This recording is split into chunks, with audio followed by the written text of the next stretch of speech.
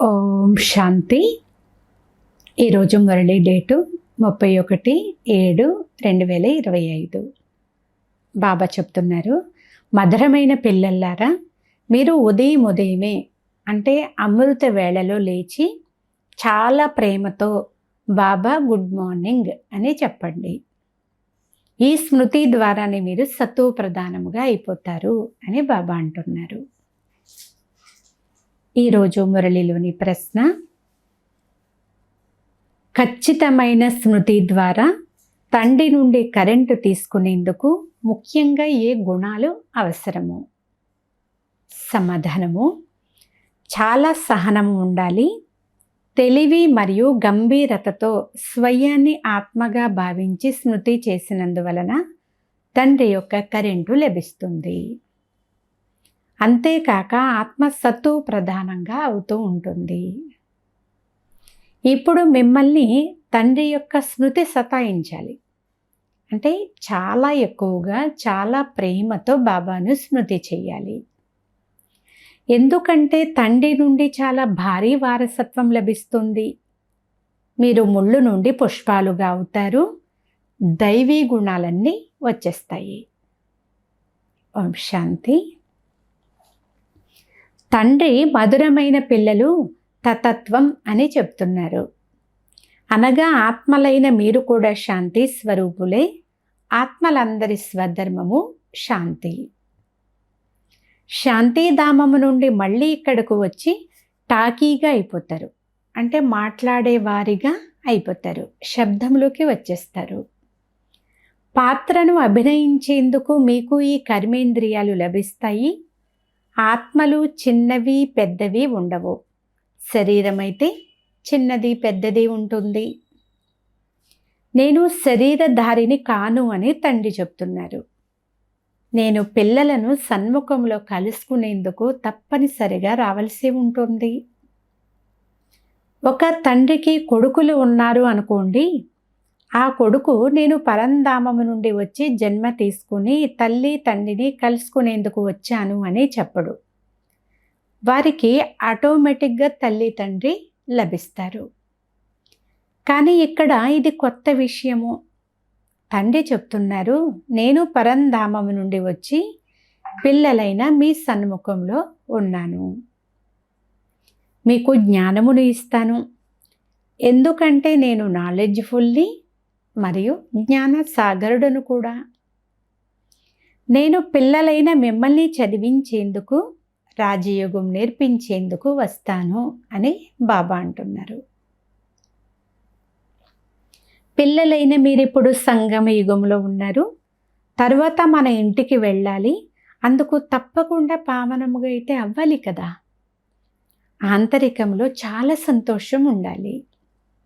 ఓహో, అనంతమైన తండ్రి చెప్తున్నారు, మధురమైన పిల్లలు, నన్ను స్మృతి చేస్తే మీరు సతో ప్రధానంగా విశ్వానికి యజమానిగా అవుతారు.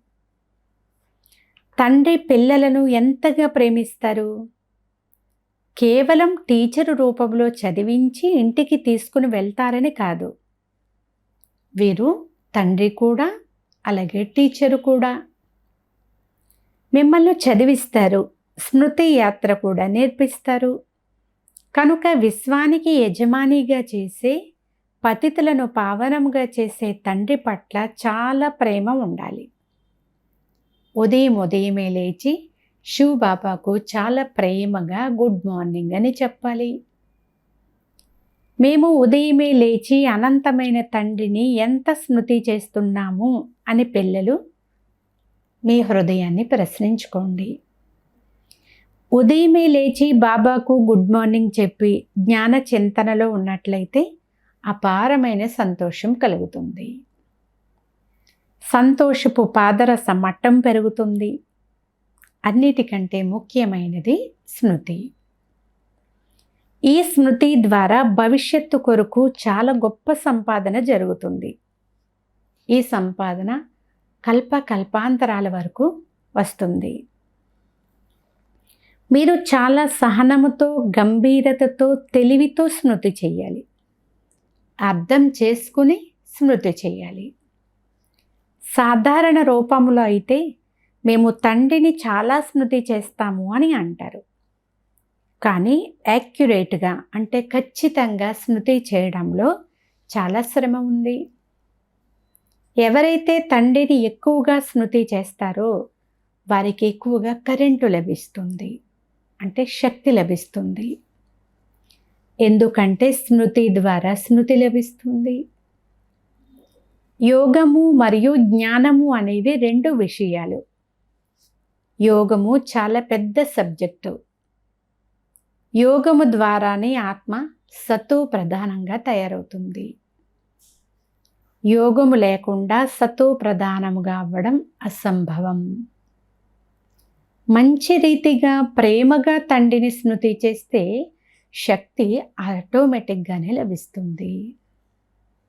ఆరోగ్యవంతులుగా కూడా అవుతారు. ఈ కరెంటు ద్వారా ఆయుష్ కూడా పెరుగుతుంది. పిల్లలు స్మృతి చేస్తే తండ్రి కూడా సర్చ్ లైట్ ఇస్తారు. శివబాబా మమ్మల్ని చదివిస్తున్నారు అని మధురమైన పిల్లలు పక్కాగా గుర్తుంచుకోవాలి. శివబాబా పతిత పావనులు కూడా, అలాగే సద్గతి దాత కూడా వారే. సద్గతిని అనగా స్వర్గ రాజ్య పదవిని ఇస్తారు. బాబా ఎంత మధురమైన వారు. కూర్చుని ఎంత ప్రీతిగా పిల్లలను చదివిస్తారు. తండ్రి దాదా ద్వారా మనల్ని చదివిస్తారు. బాబా పిల్లలను ఎంతగా ప్రేమిస్తారు. పిల్లలకు ఏ కష్టాన్ని ఇవ్వరు. కేవలం నన్ను స్మృతి చేయండి, చక్రాన్ని స్మృతి చేయండి అని చెప్తారు. తండ్రి స్మృతిలో హృదయము పూర్తిగా శీతలముగా అయిపోవాలి. ఒక్క తండ్రి స్మృతియే సతాయించాలి. ఎందుకంటే తండ్రి నుండి ఎంత గొప్ప వారసత్వం లభిస్తుంది. నాకు తండ్రి పైన ఎంత ప్రేమ ఉంది, ఎంతవరకు నాలో దైవీ గుణాలు ఉన్నాయి అని స్వయాన్ని చెక్ చేసుకుంటూ ఉండాలి. ఎందుకంటే పిల్లలైన మీరెప్పుడు ముళ్ళు నుండి పుష్పాలుగా అవుతున్నారు. ఎంతెంతగా యోగములో ఉంటారో అంతంతగా ముళ్ళు నుండి పుష్పాలుగా సత్తు ప్రధానంగా అవుతారు. ఎవరైతే ఎక్కువ మందిని ముళ్ళు నుండి పుష్పాలుగా చేస్తారో వారినే సత్యమైన సుగంధ భరిత పుష్పాలు అని అంటారు. వారు ఎప్పుడూ ఎవరికీ ముళ్ళు గుచ్చరు. క్రోధము కూడా చాలా పెద్ద ముళ్ళు వంటిది. చాలామందికి దుఃఖమునిస్తారు. ఇప్పుడు పిల్లలైన మీరు ముళ్ళ ప్రపంచము నుండి దూరంగా వచ్చేసారు. మీరు సంగమ యుగంలో ఉన్నారు. ఎలాగైతే తోటమాలి పుష్పాలను వేరే పాత్రలో ఉంచుతారో అలాగే పుష్పాలైన మిమ్మల్ని ఇప్పుడు సంగమ యుగము అనే పాత్రలో వేరుగా ఉంచారు. తర్వాత పుష్పాలైన మీరు స్వర్గములోకి వెళ్ళిపోతారు. కలిగి ముళ్ళు అన్నీ కూడా భస్మమైపోతాయి. తండ్రి చెప్తున్నారు, మధురమైన పిల్లలు, మీరు ఎంత ఎక్కువ మందికి కళ్యాణం చేస్తారో మీకు అంత ఫలం లభిస్తుంది. చాలామందికి దారి తెలిపితే వారి నుండి ఆశీర్వాదాలు కూడా లభిస్తాయి. జ్ఞాన రత్నాలతో జోలను నింపుకుని దానమివ్వాలి. జ్ఞాన సాగరుడు పళ్ళెములను జ్ఞాన రత్నాలతో నింపి నింపి పిల్లలకు ఇస్తూ ఉన్నారు. ఎవరైతే వాటిని దానం చేస్తారో వారు అందరికీ చాలా ప్రియంగా అనిపిస్తారు. పిల్లల ఆంతరికంలో ఎంత సంతోషం ఉండాలి. ఎవరైతే తెలివైన పిల్లలో వారు మేము బాబా నుండి పూర్తిగా వారసత్వం తీసుకుంటాము అని అంటారు. ఒక్కసారిగా ఆకర్షింపబడతారు, అతుక్కుపోతారు. తండ్రిని చాలా ప్రేమిస్తారు. ఎందుకంటే ప్రాణదానం ఇచ్చే తండ్రి లభించారని వారికి తెలుసు. ఎటువంటి జ్ఞాన వరదానం ఇస్తారు అంటే దానితో మనం ఎలా ఉండేవారము, ఎలా తయారైపోతాము? దివాలా తీసిన వారి నుండి సంపన్నంగా అయిపోతాము. బండారాన్ని అంత నిండుగా చేసేస్తారు. తండ్రిని ఎంతగా స్మృతి చేస్తారో అంత ప్రేమ ఉంటుంది, అంత ఆకర్షణ కూడా ఉంటుంది. సూది శుద్ధంగా ఉంది అంటే అయస్కాంతము చేత ఆకర్షించబడుతుంది కదా. తండ్రి స్మృతి ద్వారా తుప్పు వదిలిపోతూ ఉంటుంది.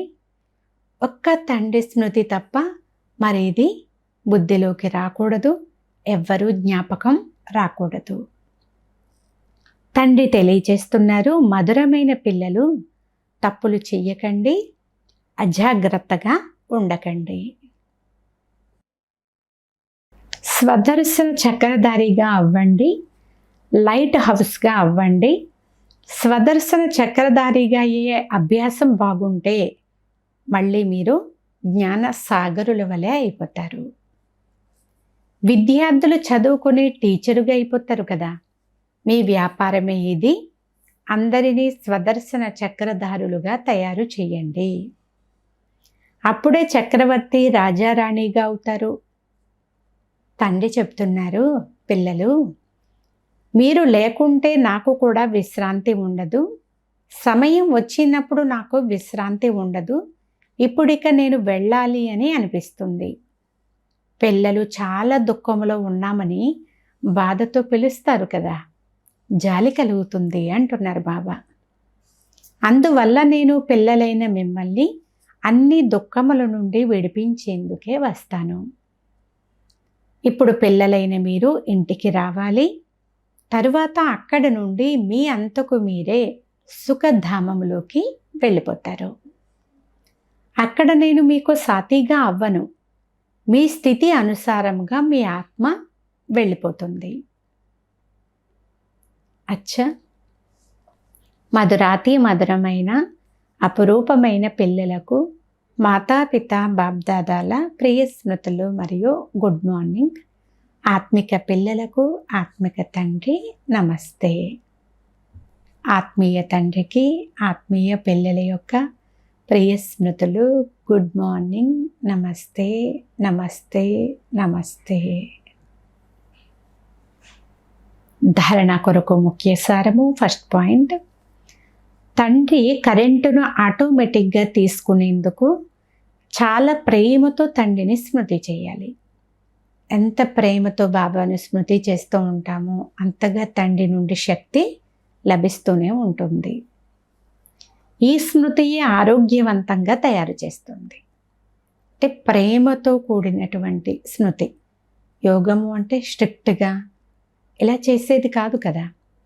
యోగము అంటే ఆత్మకు పరమాత్మకు మధ్య ఉన్నటువంటి ప్రేమతో కూడినటువంటి సంబంధం మరియు సంభాషణ. ఎప్పుడైతే ఇలా ప్రేమతో కూడినటువంటి సంబంధాన్ని జోడించి ఆత్మిక సంభాషణ చేస్తామో బాబాతో, ఆటోమేటిక్గా బాబా నుండి కరెంటు లభిస్తూనే ఉంటుంది. కరెంటు అంటే శక్తి. ఈ శక్తి ద్వారా ఆత్మ యొక్క జన్మ జన్మల యొక్క వికర్మల ఖాతా ఏదైతే ఉందో అది భస్మమైపోతుంది. సెకండ్ పాయింట్, అజాగ్రత్తను వదిలి స్వదర్శన చక్రధారి లైట్ హౌస్గా అవ్వాలి.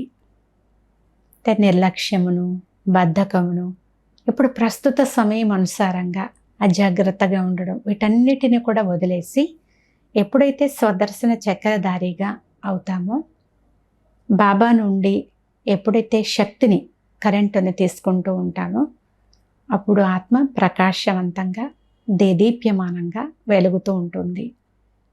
ఈ శక్తి ద్వారా అనేక మందికి మనం మార్గదర్శనం చేసినట్లయితే అప్పుడు బాబా మనల్ని అంటారు, మీరొక లైట్ హౌస్ అని. దీని ద్వారానే జ్ఞాన సాగరులుగా అయి చక్రవర్తి రాజారాణిగా అయిపోతారు. ఈరోజు వరదానము, అందరికీ సంతోషకరమైన వార్తను వినిపించే సంతోషాల ఖజానాతో భర్పూర్ భండార్ భవ. సారాంశము, సదా మేము సంతోషపు ఖజానాలతో భర్పూర్ భండారాలము అనే స్వరూపాన్ని ఎల్లప్పుడూ మీ ముందు ఉంచుకోండి. ఏవైతే అవినాశి లెక్కలేనన్ని ఖజానాలు లభించాయో ఆ ఖజానాలను స్మృతిలోకి తీసుకుని రండి. ఎప్పుడు మీరు జ్ఞాన మార్గంలోకి అడుగు పెట్టారో అంటే తండ్రి యొక్క యథార్థ పరిచయాన్ని తెలుసుకున్నారో ఆ రోజు నుండి ఇప్పటి వరకు, ఈ రోజు వరకు, ఈ క్షణం వరకు బాబా నుండి మీకు లెక్కలేనన్ని ఖజానాలు, వరదానాలు, శక్తులు, గుణాలు ప్రాప్తించాయి కదా. వాటన్నింటినీ ఒకసారి మీ ముందుకు తీసుకుని రండి అంటున్నారు బాబా.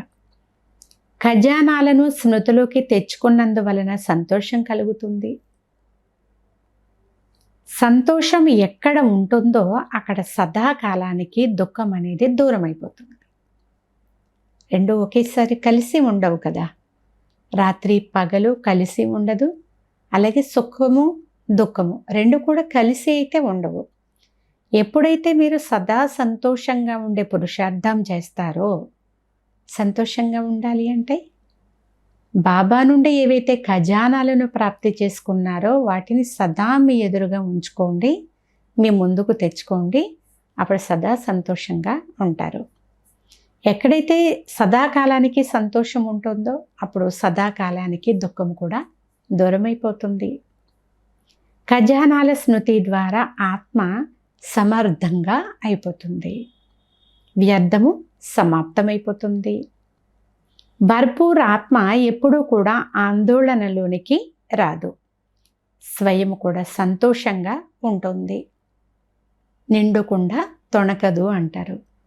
అలాగే భర్పూర్గా అంటే నిండుగా ఉన్నటువంటి ఆత్మ ఎప్పుడూ అలజడిలోకి రాదు, స్వయం కూడా సంతోషంగా ఉంటుంది, ఇతరులకు కూడా సంతోషకరమైన వార్తను వినిపిస్తుంది.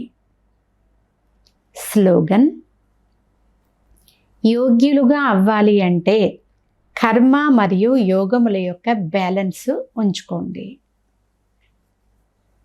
ఈరోజు అవ్యక్త సూచన: సంకల్పాల శక్తిని జమ చేసుకుని శ్రేష్ఠ సేవకు నిమిత్తముగా అవ్వండి. సేవలో నోటి ద్వారా సందేశం ఇవ్వడానికి సమయము కూడా ఖర్చు చేస్తారు, ధనము కూడా ఖర్చు చేస్తారు, ఒక్కొక్కసారి ఆందోళనలోనికి వస్తారు, అలాగే అలసిపోతారు కూడా. కానీ శ్రేష్ఠ సంకల్పాల సేవలో ఇవన్నీ మిగిలిపోతాయి. కనుక ఇప్పుడు సంకల్ప శక్తిని పెంచండి. దృఢతా సంపన్న సంకల్పం చేసినట్లయితే ప్రత్యక్షత కూడా త్వరగా జరిగిపోతుంది అని బాబా అంటున్నారు. అచ్చా, ఓం శాంతి.